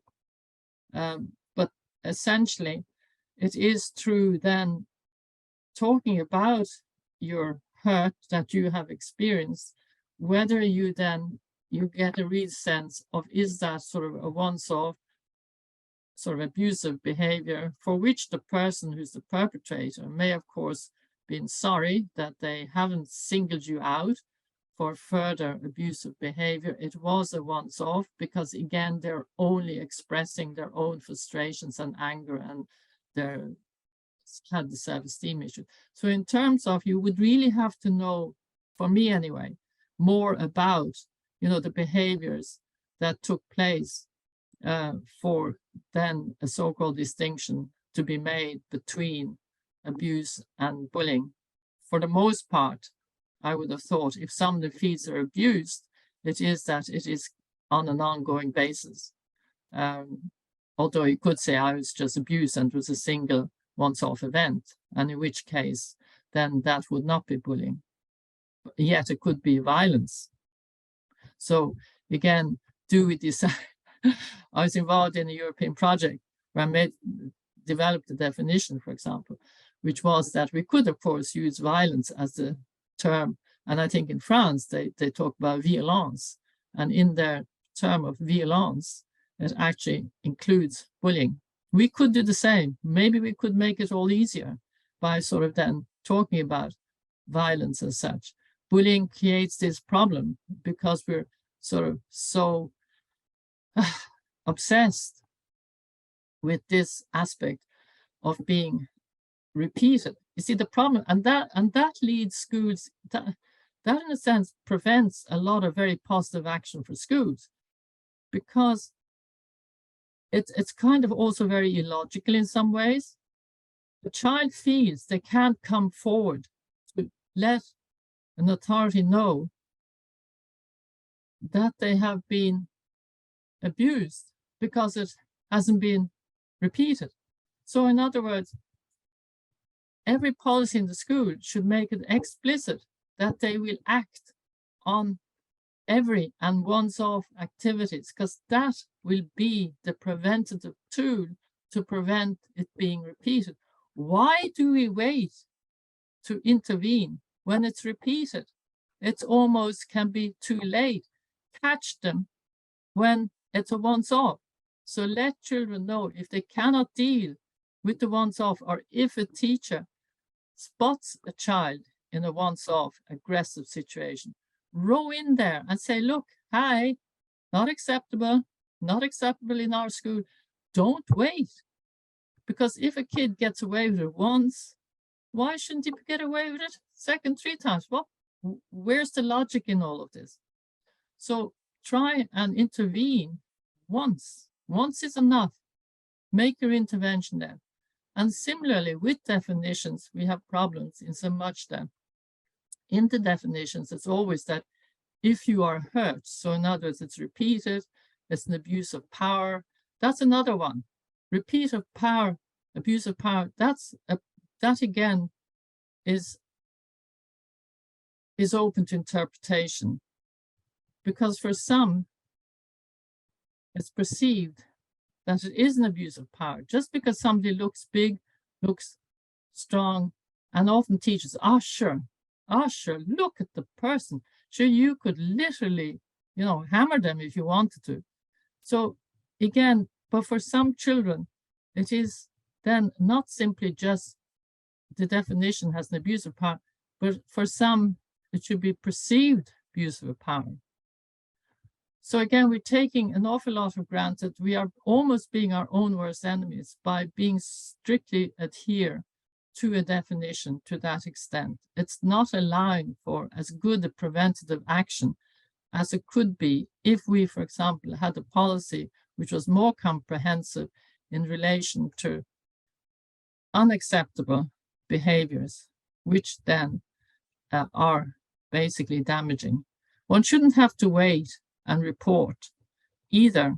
If once you're hurt, one should be able to identify behaviors, that these behaviors are acceptable. I do not want them to happen to me. I shall report in order to get help. I should not have to wait till I am now so damaged that my mental health has suffered, and only then am I in a position to report it, because it says in the definition it has to be repeated and it has to basically have harmful consequences. Go early and have it seen to, and have responsible people intervening so that we can prevent the damage at a very early stage. So it's an interesting one. I think when you're at that sort of, if certainly if I was a principal of a school, I would be very smart in trying to apprehend and have, I know interesting enough, you had a discussion on situation of zero tolerance. I think often you can use zero tolerance, but it doesn't mean that the child who engages is the one to be punished or thrown out. It simply means that you're having a zero acceptance to aggressive behavior. Yes, you won't tolerate it, but it doesn't mean to say that it means that you're going to expel the perpetrator. It simply means that your policy is such that you will not accept bullying behavior or aggressive behavior. Let's call it unacceptable aggressive behavior, okay? Because there are going to be situations in life when maybe you have to be aggressive in order to save somebody's life. You often hear, for example, that if you're a lifesaver in sea and you've got an hysterical person in front of you, you literally have to give them a wallop in order to kind of get them into a more real situation, and then you can start actually saving them. And equally, if there's a fire, you may have to take aggressive action to help somebody. But we're talking about unacceptable aggression. And once there is unacceptable aggression, we should be able to point out that that is not acceptable. That to some could mean that you could use the term zero. So in my book, using zero does not mean that you are then eliminating or expelling or being very negative towards the perpetrator, but you're simply saying that is when we will start to take action, because the earlier, the better. Prevention is always better than the cure. And I think if we could bear that in mind, so when we see children being nasty, abusive, and aggression, not necessarily simply picking on the one child all in all, then start to try and see what one can do to help that child at that early stage change their behaviors. So, as I say, be aware of the pitfalls of having strictly adhering to a definition that then says that it has to be repeated, there has to be hurt, because again, one shouldn't have to wait to come for help in being so badly damaged mentally or indeed physically.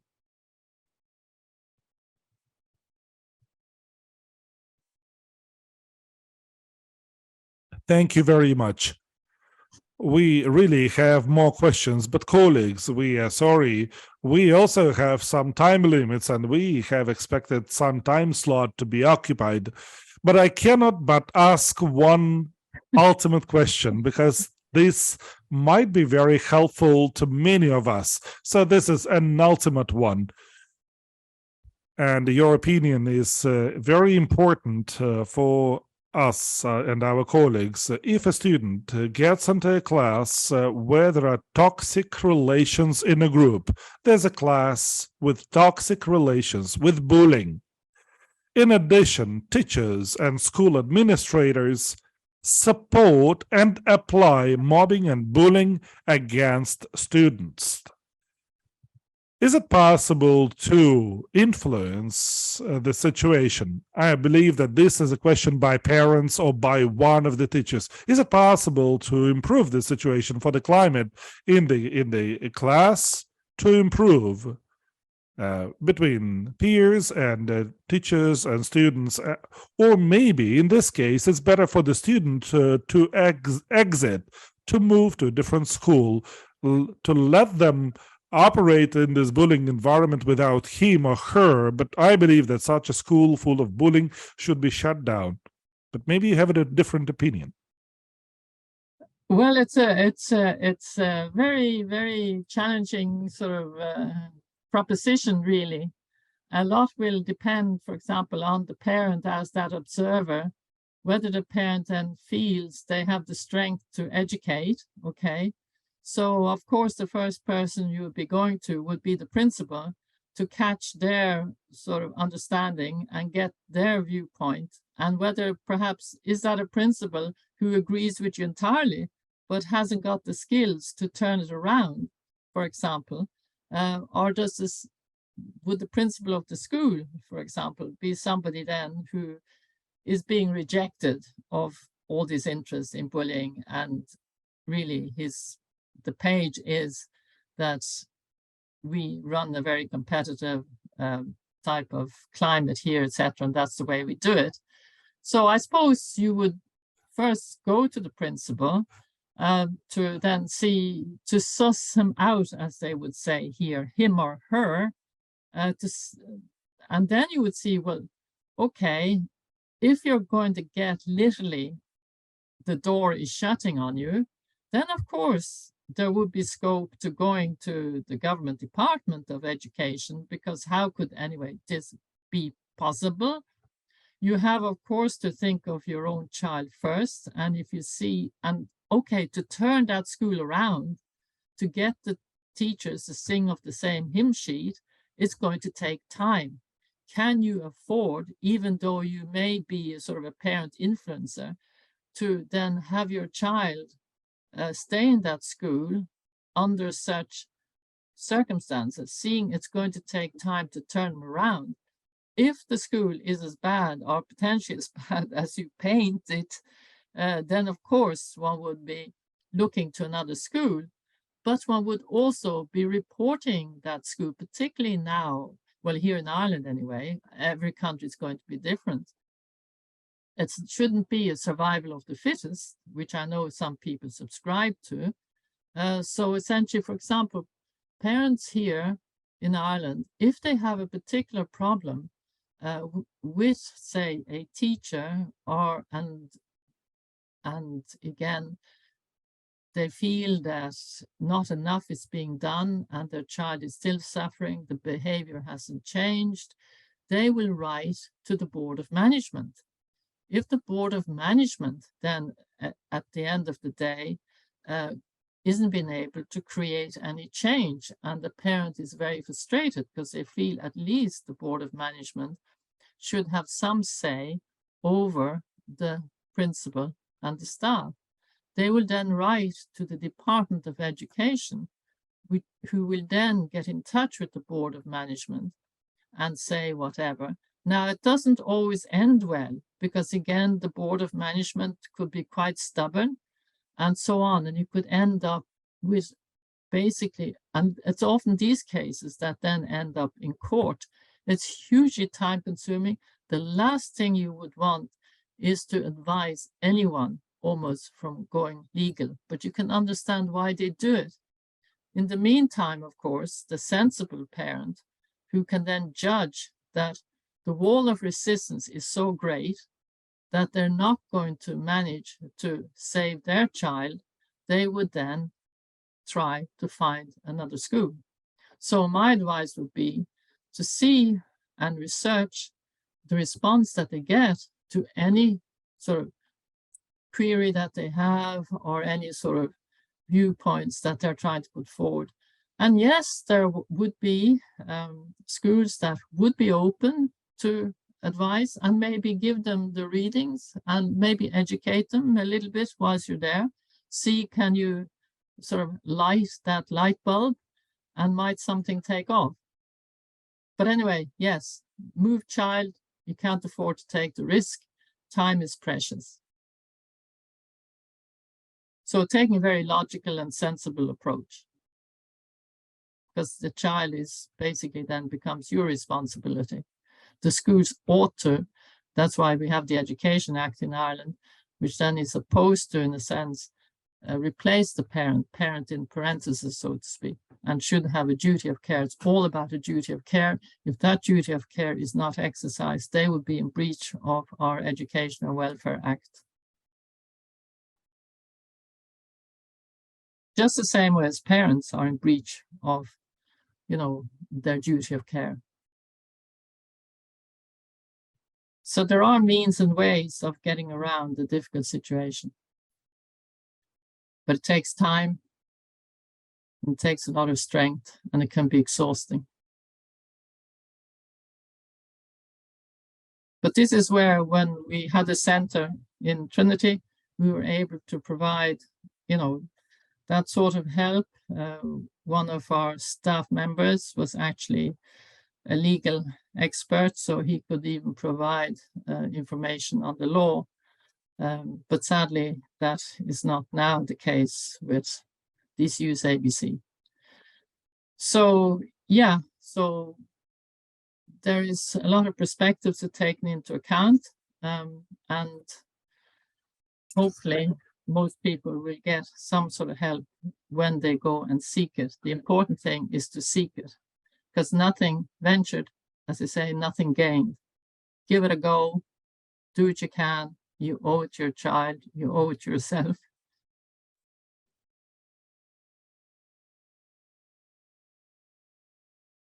Thank you. Thank you very much, Madam Obur.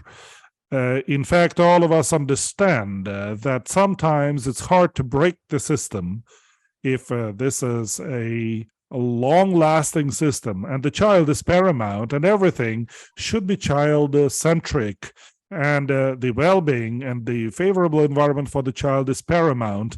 Professor Obur, you had a debut. If you were in a hall, in a concert hall, then you would hear huge, loud applause, and YouTubers and bloggers would advise you to have a blog on bullying and to answer questions and to help people. So thank you so much for engaging such an adventurous trip with us. Thank you for sharing your practices, your experience, and the stories that you've described to us about your first meetings and conferences on anti-bullying. This is very important, very interesting, and our attendees are saying thank you for putting everything on the right place on the shelf. Thank you very much. All the best to you. And all the and best to be you all. absolutely happy. Thank you very much. It's been a very interesting experience. I shall carry it with me for a long time, and I think you've all been brilliant. Absolutely.